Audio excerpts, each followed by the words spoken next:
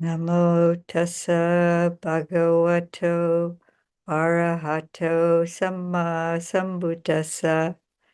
Namo tassa bhagavato arahato samma sambuddhassa. Namo tassa bhagavato arahato samma sambuddhassa. Buddham dhammam sangham namasami. So welcome, everyone. It's nice to see you. And today we're going to discuss a sutta called Kundaliya. It's a Kundaliya the Wanderer. And was he wasn't like one of those debaters, but I think he was a seeker.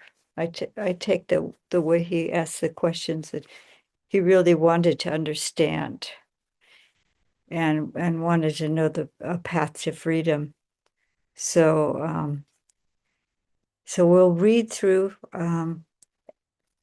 starting with Bhante Sujato's translation. I'll do a share screen, and then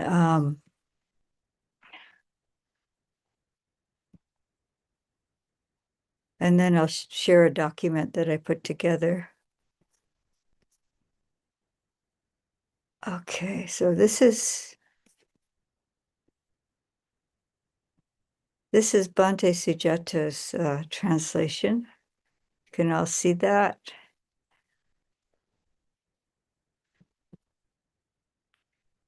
So I'll just read through it, and then we'll go to the document for some a little bit in depth, and then we'll come back to the document. I mean, to the sutta. This is a Sutta Central, Bhante Sujato's translation, and Pali in English. Excuse me. At one time, the Buddha was staying near Saketa in the deer park at the Anjana wood. Then the wanderer Kuṇḍaliya went up to the Buddha and exchanged greetings with him. When the greetings and polite conversation were over, he sat down to one side and said to the Buddha, "Worthy Gautama, I like to hang around the monasteries and visit the assemblies." This is Sujato's. He's kind of trying to get colloquial English. And when I've finished breakfast, it's my habit to wander from monastery to monastery, from park to park. There I see some ascetics and Brahmins speaking for the sake of winning debates and finding fault. So it doesn't sound like he's too impressed by that. I don't know. He hasn't said much more than that. But then he asks, "But what benefit does the worthy Gautama live for?" So he's just kind of cutting to the chase. He's wanting to find out what's important to the Lord Buddha. The benefit of the realized one lives for, Kuṇḍaliya, is the fruit of knowledge and freedom. So the Buddha has already attained this. So it sounds like it's for the benefit of others to me that he's continuing to be active in the world. But what things must be developed and cultivated in order to fulfill knowledge and freedom? The 7 awakening factors.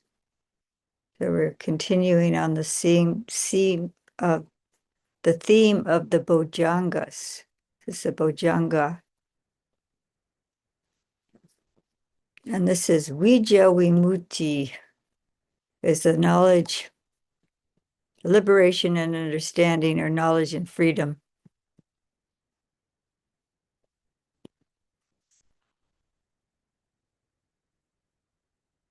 But what things must be developed and cultivated in order to fulfill the 7 awakening factors, the 4 kinds of mindfulness meditation?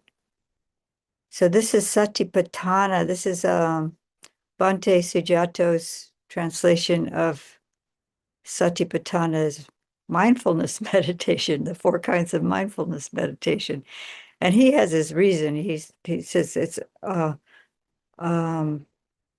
they are actually meditation practices, not, I mean, he has this way of rather than the foundation or establishment of mindfulness. But I won't get into that because it's just a different way of thinking about it. But there's this practices of mindfulness of the body, feelings, um, the mind itself, and dhammas, which is mental phenomena. So mindfulness of those as a practice, however you want to define, translate it. But what things must be developed and cultivated to fulfill the 4 kinds of mindfulness meditation? The 3 kinds of good conduct. And the Buddha will get in a little detail about that. And I'll get into more detail about that. But what things must be developed and cultivated in order to fulfill the 3 kinds of good conduct? Sense restraint. Okay, so here we're going to stop and go to the document. Okay, I think I'll just switch. There it goes. So I'm sorry, I didn't, I see Nicole has joined. And this is Ayya Niyanika, and I'm Ayya Sivijana. And I put this document together. It's this here is Bhikkhu Bodhi's, Venerable Bhikkhu Bodhi's translation of that first, I guess it's an extract of that first part, just with the factors that the Buddha had mentioned. So this is in the introduction to the section on the Bojjhangas, Venerable Bhikkhu Bodhi said that these factors are like a similar to, it's a causal chain, like dependent origination is a causal chain, but this is another causal chain for awakening. So it's actually an abbreviated one. I'll show you a longer one. But for Kuṇḍaliya, for some reason, he started at the base. If you start from the bottom up, so our goal is true knowledge and liberation. But he's starting with, he'll do the reverse ordering. He'll start when the sutta, this particular sutta, he'll go, once he's gone from the goal downwards, he's going to go from the causal factors that support true knowledge and liberation upwards. So we start with the restraint of the sense faculties, the 3 kinds of good conduct, the 4 establishments of mindfulness. So instead of the mindfulness meditation, the Satipatthana, the 7 factors of enlightenment, or the awakening factors, and true knowledge and liberation. So this one I will go down downwards. Kundaliya, the Tathagata lives for the benefit and fruit of true knowledge and liberation. But Master Gotama, what things, when developed and cultivated, fulfill true knowledge and liberation? The 7 factors of enlightenment, when developed and cultivated, fulfill true knowledge and liberation. But Master Gotama, what things, when developed and cultivated, fulfill the 7 factors of enlightenment? the four establishments of mindfulness, Kundaliya, when developed and cultivated, fulfill the seven factors of enlightenment. But Master Gotama, what things, when developed and cultivated, fulfill the four establishments of mindfulness? The three kinds of good conduct, Kuṇḍaliya, when developed and cultivated, fulfill the four establishments of mindfulness. But Master Gotama, what things, when developed and cultivated, fulfill the three kinds of good conduct? Restraint of the sense faculties. So that's a shorter list. I have a longer list. This is starting with this is a sutta called Ignorance, and I just very much ellipsed and shortened. And you can see at the top of this list is ignorance. And this is what supports or what nourishes ignorance. And we need to know these things in order to be free from ignorance. But when I first encountered this sutta, what really surprised me is the 5 hindrances are said to be the nutriment for ignorance. And this is why it's so important. They're also opposed to the awakening factors.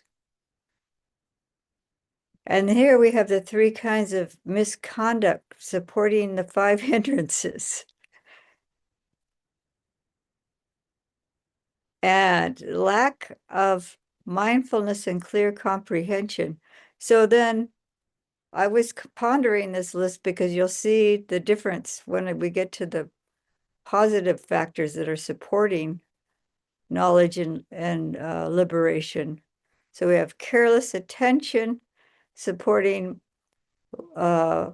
lacking mindfulness and clear comprehension, and with lack of faith supports careless attention, and not associating with good persons or associating with untrue persons supports the lack of faith. So we'll just breeze through that one quickly. But here, the Buddha always gives us hope.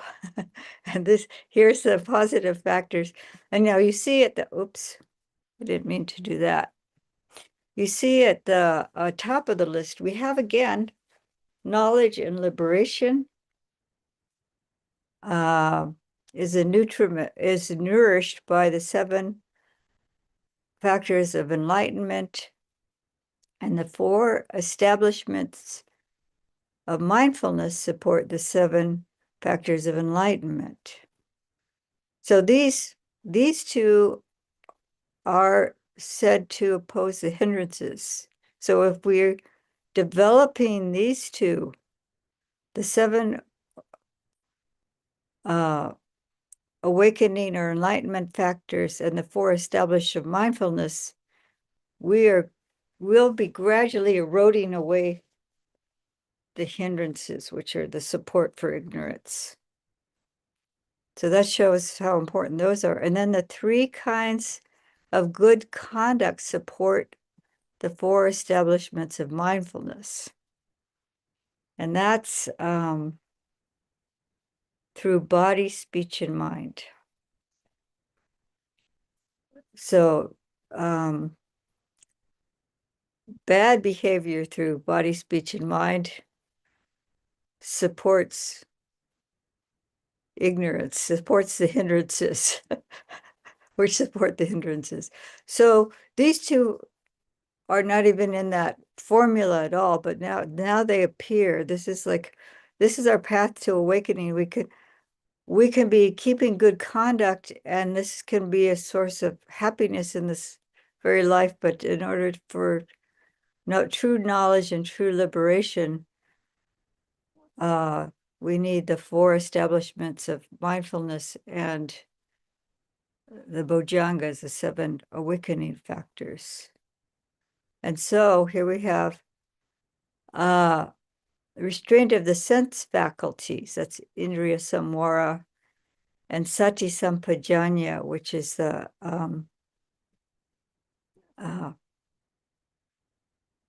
here it's translated as mindfulness and clear comprehension, but also Bhante Sujato translates it as situational awareness. But the list goes on. From the previous suttas that were talking about the importance of yoniso manasikara for supporting the bojjhangas. It also supports, I mean, you see, it's further down on the list, but it's very fundamental and supportive, and it's a factor that will be developing throughout the course of the path. And it's not like we can't be working on the four establishments of mindfulness or the what do you prefer for the translation of Sati Sampajanya? I mean Sati Satipatthana, excuse me. I don't have a favorite, but I like establishments right now. That's Establishes, yeah, whatever you used to. It gets confusing with all these different translations, but I'm just pulling them out because I know people are more familiar with one or the other. And I don't want to take a stance on any of them myself. Don't establish yourself. I want better things to establish in. Okay, so and then Sati Sampajanya is a practice in itself, and it's supported by Yoniso Manasikara, and Sada is translated commonly as faith. It can be trust, confidence. Confidence is one of my favorites. Confidence, yeah. What works for you? Faith might sound scary to some people because you must believe, you must have faith.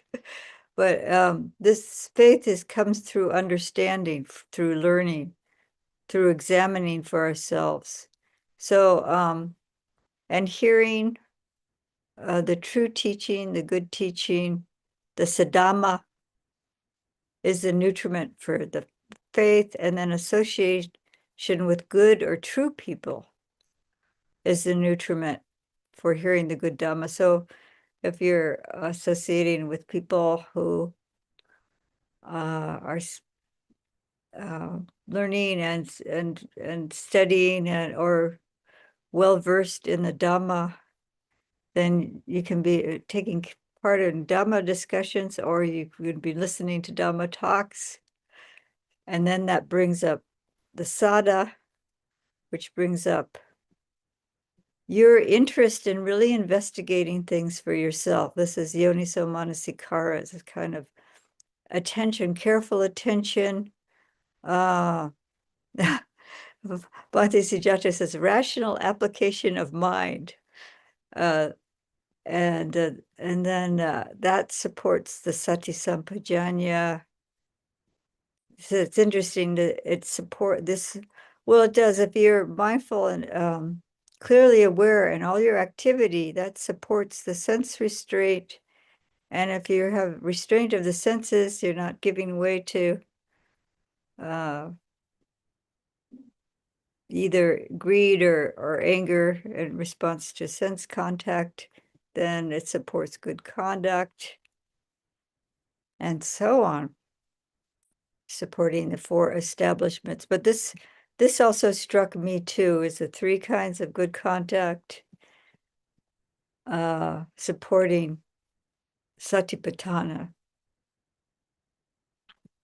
So we can go back to the sutta. Do you have anything that you'd like to say about any of this?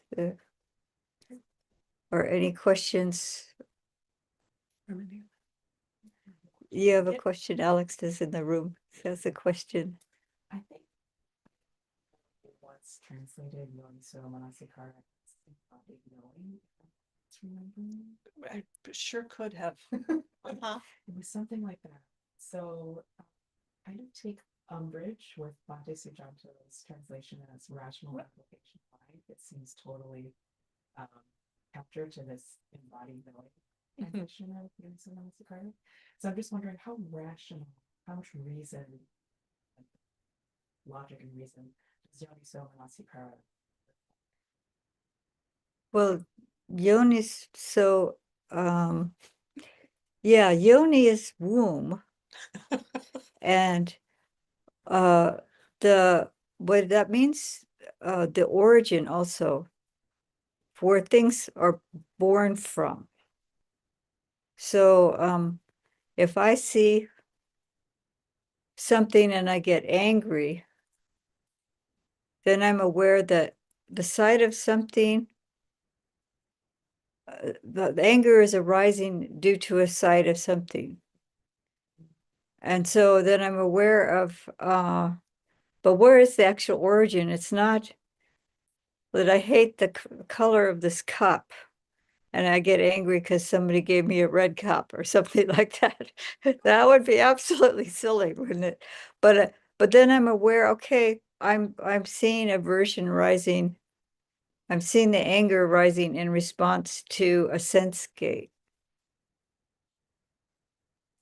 And then I can even look at how foolish that seems, or it could be it's not necessarily getting a psychological association, like kind of Freudian kind of thing or something like that. But you look at the source of where things are coming from, and I'm angry because I want things to be different. I wanted my blue cup instead of my red cup. And then it's nothing to do with the cup itself, but it's desire. Desire is the source, like it's looking at the source of things. And this is the origin. This is like, I notice in the suttas, there's this, often there's Chanki Sutta, and the Brahmin student was of another name, was going through this whole inquiry. Well, where does that come from? Where is that? What supports that? How does that come about? And so that's that kind of inquiry. So it is somewhat, yeah,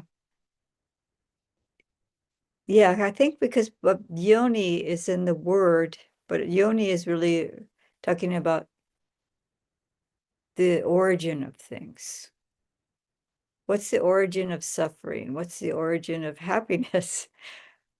So this inquiry is like, where, what's the nutriment, or where is that coming from, or what is that, how is that developed? So Another definition is radical attention.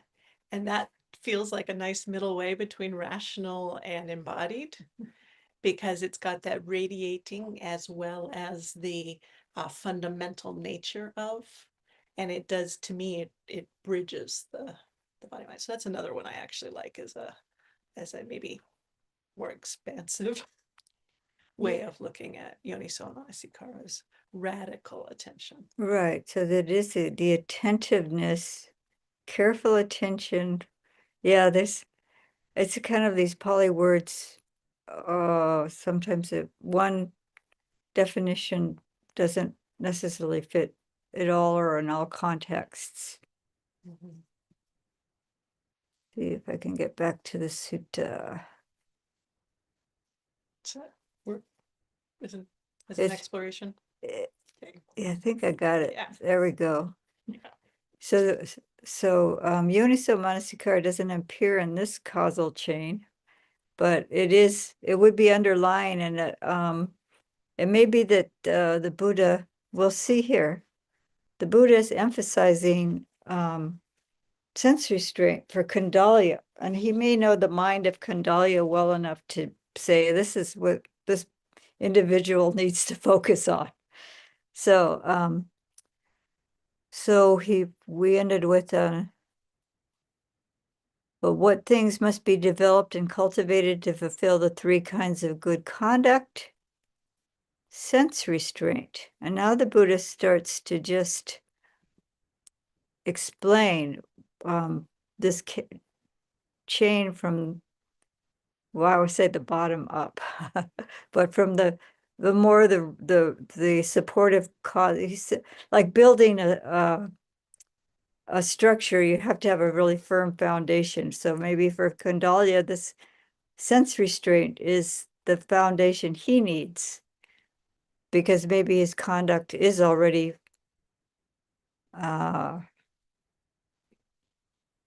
needs some help. I don't know. A mendicant sees an agreeable, okay. And Kundaliya, how is sense restraint developed and cultivated so as to fulfill the three kinds of good conduct? So he's starting actually with good conduct. A mendicant sees an agreeable sight with their eye. They don't desire it or enjoy it, and they don't give rise to greed.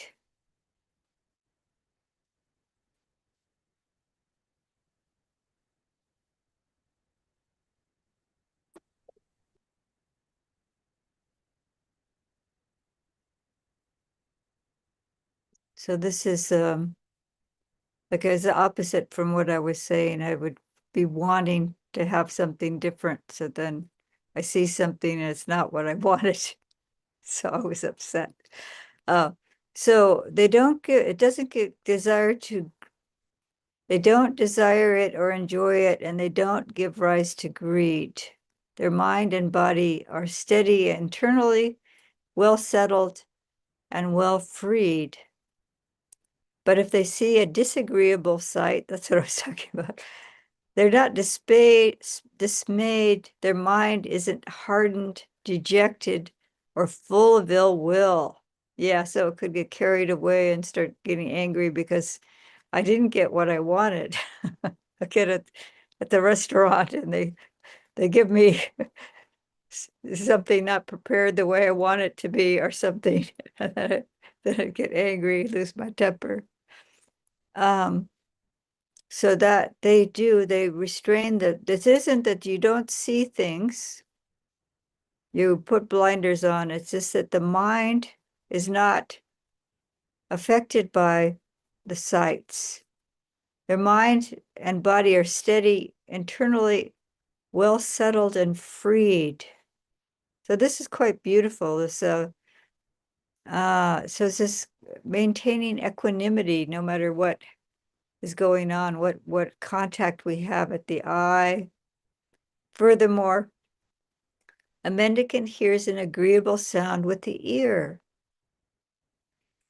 smells an agreeable odor with the nose, tastes an agreeable flavor with the tongue, feels an agreeable touch with the body, knows an agreeable idea with their mind. They don't desire it or enjoy it, and they don't give rise to greed. There's another sutta, it's talking about the equanimity, even if the like it tastes or touch or sights are pleasant, it may be a moment of pleasure, but I think it's different. Maybe I should have had Bhikkhu Bodhi's translation for this detail here.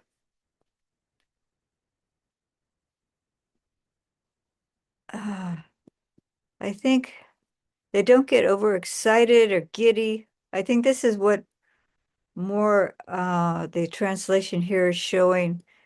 I mean, you can have, it can be pleasurable and enjoyable, but not, you don't, raga, see, this is, they do not set their heart on it.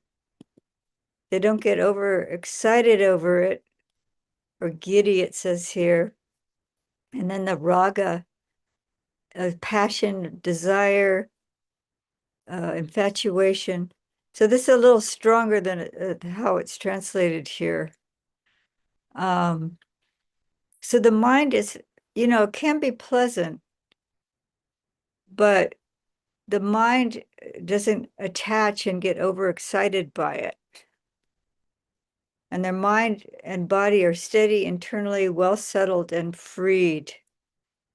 I think it's just more, it's cool, it's cooler. You can experience like a flavor and it's pleasant, or you can a sour flavor or a disagreeable flavor, but the mind doesn't get agitated by it in either direction.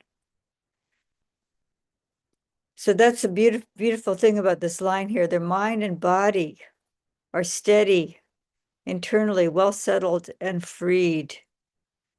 And the most challenging thing would be like if you had physical pain, extreme pain, and that the body even could be calm. But I think the body can be more at ease than if you're resisting in it. There's a second arrow kind of resistance. Ayya and Yannicka, you might want to say something about pain because you had this dental work. Oh yeah, that's what came to my mind, men mouth. Yeah, recently I had just a filling drilled out and then a new filling put in. And I asked the dentist if we could do it without the Novocaine. And because I said, well, how long is the pain going to be? And he says, this will take about 10 minutes, and but it will be a sharp pain. And I said, well, he says, we can try it. So we did. And what I did was I just went to the body, did all of the settling, the real sense of the body's like this without anticipation. Pain is coming, just staying really, really in the present moment. And when there was a pain, I didn't label it as pain or anything. It was just the sensation that was occurring. It was sharp, it was hot, it was, that type of thing. And I actually didn't notice I hadn't labeled it pain until I talked with a teacher afterwards. He says, when did you call it pain? I said, not until I related to you. And so that is that kind of attention where you don't get a second arrow involvement. And I'm not recommending that for all people to try with all. Another a bhikkhu had a full tooth extraction, and No. Novocaine might be wise then. Yeah, I think the degree of pain. I think that if you're developing equanimity and developing relaxation of the body, there's degrees of pain. I know for myself too. Yeah. That if then also that association of pain is something terrible. We have to avoid it at all costs. Drug me up or whatever, it's like, so there's this mentality of aversive mentality to it. And then, and the same with the pleasure, like we've got to get the best combination of flavors, and the cooking channels have all these, like fantastic recipes, and these master chefs with the best ingredients and all this kind of stuff. And it's just like, and you go to this restaurant and it's like food. It's just food, really. But people want to have some kind of high, like, or something, that the food is entertainment, it's like, and even like in the old, like there's all these uh kingdoms, they had the special chef creating all these exotic things, and it's just like, it's just food, like, but there's some idea that you've got to get your happiness from tastes, sounds like music, exotic, wonderful orchestra, like the finest instruments, et cetera, et cetera. It's like, this is, our culture is kind of based on raga, desire, passion, infatuation with the sense gates. So the five senses, and even the mind. Stimulation, mental stimulation. So then, but the thing is that people fantasize, or used to be, when you heard there was verbal, like a storytelling, and somebody would, so there's imagination, there's a certain amount of imagination that the person, so another person may be evoking in another, and the audience, and so that would be more a mental stimulation too. Can you think of any good examples of that too? That Of the mental stimulation. yeah.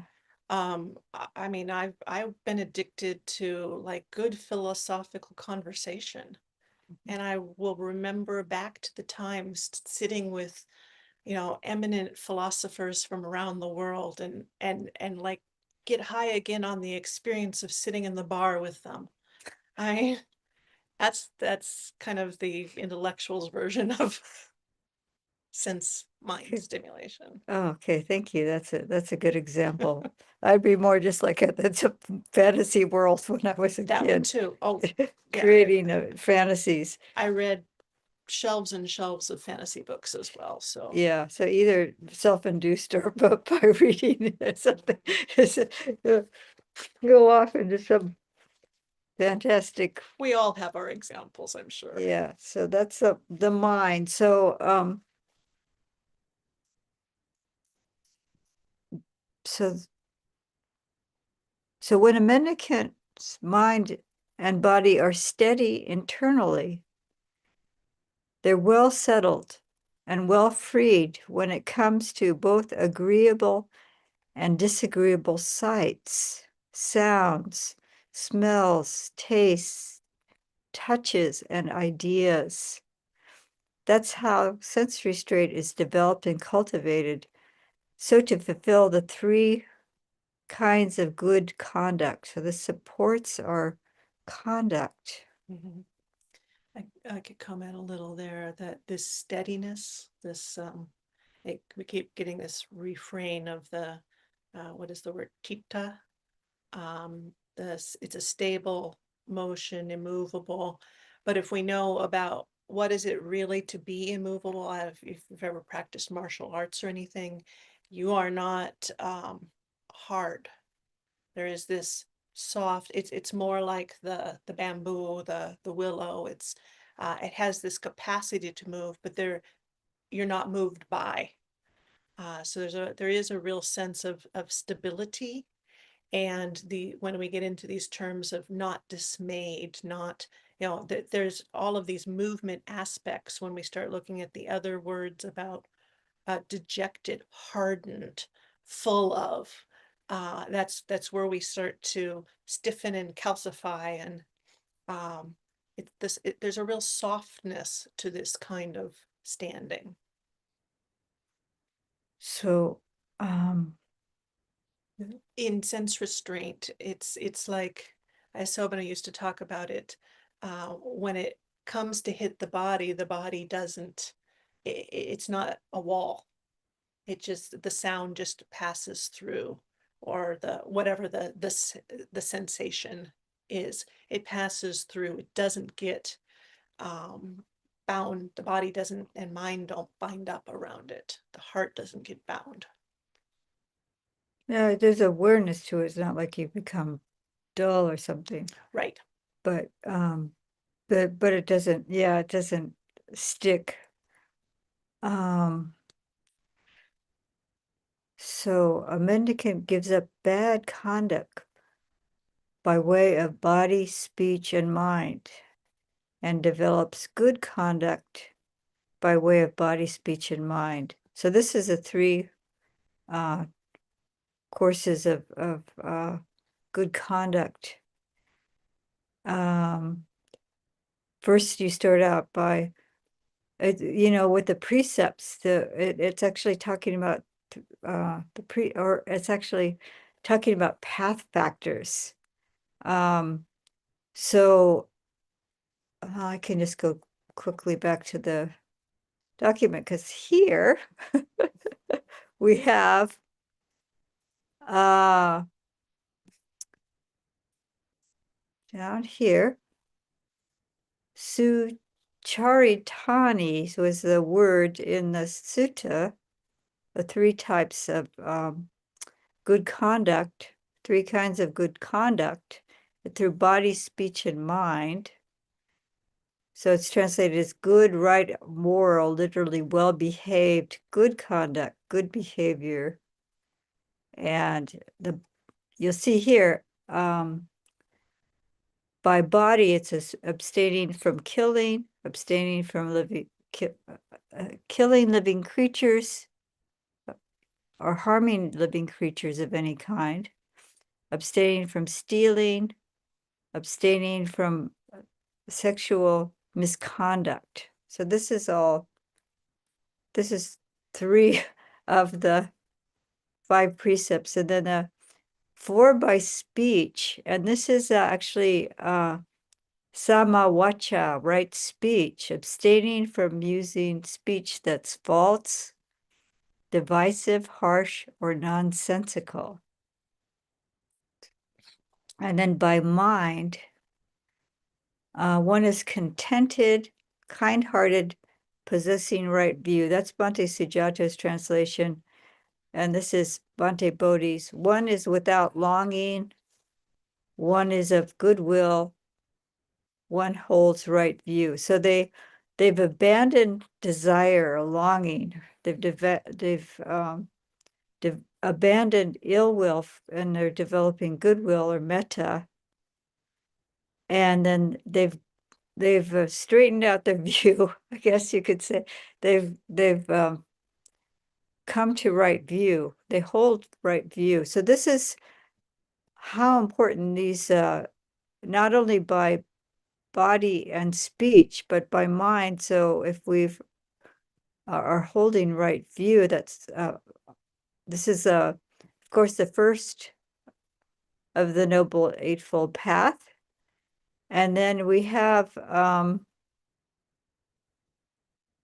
without longing and of goodwill. This is this is of the right intention, the second path factor. And then we have here with abstaining from killing and stealing and committing sexual misconduct. That's right action. And then, of course, right speech, I said. So we've got a number of the path factors here developing. So we could jump back to the sutta. I hope this isn't too. So that is why they're so important. We're developing factors on the path, and especially the mental factors that preparing us for the Satipatthana, because the hindrances actually block our ability to really progress with the practice of the Satipatthana. The Satipatthana also helps with overcoming the hindrances, but if we're not keeping our sila well, and if we have wrong view, and if we, if we're full of greed and hatred, we're not going to progress with our Satipatthana. So the sense restraint is a very important foundation here.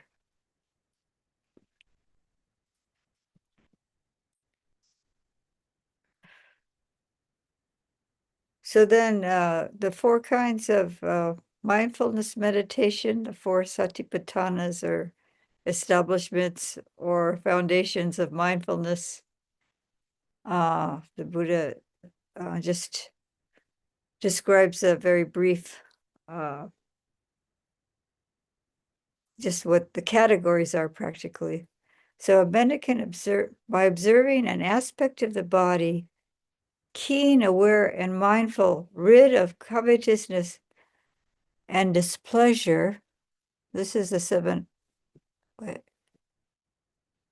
And let's see. And how are the 4 kinds of mindfulness meditation developed and cultivated as to fulfill the 7 awakening factors? Sorry, I missed that line. A mendicant meditates by observing an aspect of the body, keen, aware, and mindful, rid of covetousness and displeasure. They meditate observing an aspect of feelings, of mind, principles, keen, aware, mindful, rid of covetousness and displeasure for the world. That's how the 4 foundations of mindfulness are developed and cultivated so as to fulfill the 7 awakening factors. And how are the 7 awakening factors developed and cultivated so as to fulfill knowledge and freedom? A mendicant develops the awakening factors of mindfulness, investigation of principles, energy, rapture, tranquility, immersion, and equanimity, which rely on seclusion, fading away, cessation, and ripen as letting go. So the detail of both the Satipatthana and the Bojjhangas, that would be, this is like years of work for all of us. But Yes. he's just giving us this syllabus or an outline here. So the work what we need to do is with the Indriya Samvara, the 3 kinds of right conduct, and also like the Yoniso Manasikara is a very extremely important. And continuing to go to listen to the Dhamma and to study for ourselves and to associate with people of good conduct and who are interested in the Dhamma. So, this is the really, it's the most foundational of all. It's the most support. It's the biggest support, the strongest support for all of us. No matter how much we study and try to meditate, if we're if who we associate with rubs off on us too easily, especially until we've gotten to a certain point of mastery, then we have to be careful. But anyway, I'm just trying to be encouraging that we don't have to get to, it's not like, what do you call it? One of those kits you get from IKEA or something, and you and you have the instructions, and first you do this, and then you do this, and then in the afternoon you're gonna put together, some cabinetry or something like that. It's not like that. This is like years of work and just maintaining this basis, the base support. It's I see we've got the cleaning up body, speech, mind, and then we go into the 4 foundations of mindfulness. And I kind of see this as like if you have a lab and you're going to do some experiments in it, you clean the lab first so that you don't contaminate your experiments. And then I love the word here, anupasi. So in each one, you've got kaya for the body. Okay, back to the Let's see, up a little bit, right there. Yeah. So the kaya, that's the body, and this repeats for the other ones. Then anupasi, and that's an observing, contemplating, following, noticing, witnessing, watching, the follower of, the watcher of, observer of. So it's really that we're attentive to. This is where that yoniso manasikara is really, really important. But I love the fact that we're starting with a clean lab so that we're not contaminating our observations.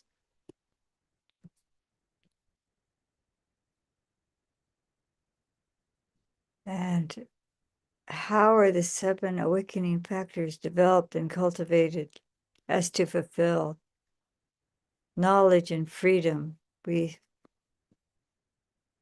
read that one. Okay, so then we're to, We're now down to and excellent, then, excellent. okay, yes, so then this is, and that's how the 7 awakening factors are developed and cultivated as to fulfill knowledge and freedom. And when he said this, when the Lord Buddha said this, the wanderer Kundaliya said to the Buddha, Sadhu, sadhu, sadhu, excellent, worthy Gotama, excellent.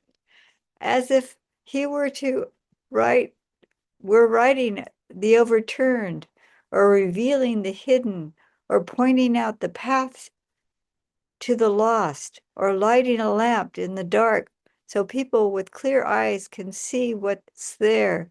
Worthy Gotama has made the teaching clear in many ways. I go for refuge to the worthy Gotama, to the teaching, and to the mendicant Sangha. From this day forth, may the worthy Gotama remember me as a lay follower who has gone for refuge for life. Sadhu, sadhu, sadhu. So, does anyone have anything that they would like to ask? I can stop the screen share or leave it on. What would be better? I'm going to stop the screen share. And I can see you better. So you could put a question in the chat, or you can, if it's related to the sutta, or you can put up a virtual hand or a raised hand if you have a question.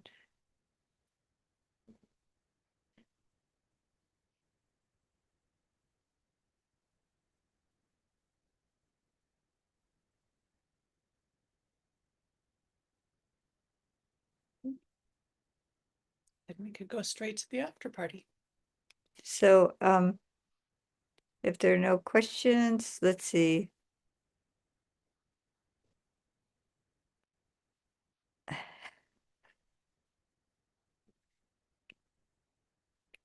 We can go to the after party. Thank you all for. Oh, John asks, yes, the tooth is fine. Thank you. Yeah. So if you, or any comments or no? So we can close with, I hope this wasn't too overwhelming. I hope it's a benefit. I know it's a lot of material, but if we just focus on some element that we notice, like the Buddha was pointing out to Kuṇḍaliya that the sense restraint, he went into a lot of detail, starting with the sense restraint. So that's my guess, that he needed to be working on that aspect. And I've seen different teachings. One of the lay followers, he emphasizes the ethical conduct, and another a lay follower, he's emphasizing doing the Buddha Nusati and bringing up sada, bringing up the faith. And so it's just like different. So for our, if you see any of these that you'd like to focus on, but especially the importance of our sila through body, speech, and mind. Do you have anything else you'd like to add? No, I think that's it. Is Okay. Find the nugget that's attractive for furthering your practice right now. Yeah. And know that there's a whole structure out there that that thread will lead to further and further and further on the path. Okay, so we can close, if you care to, close with us. We're gonna say homage to the Buddha Dhamma Sangha. I'm gonna bow to the Buddha if you care to.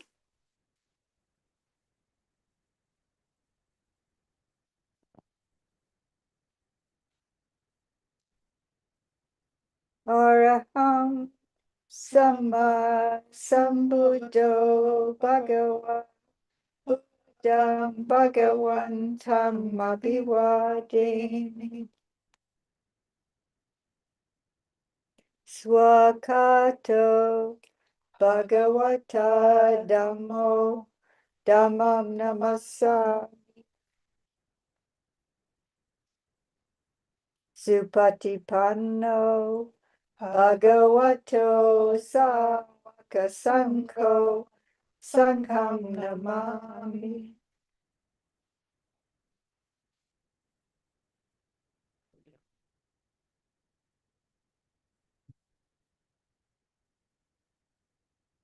So if you care to stay on, those in the audience, we're going to close the live stream.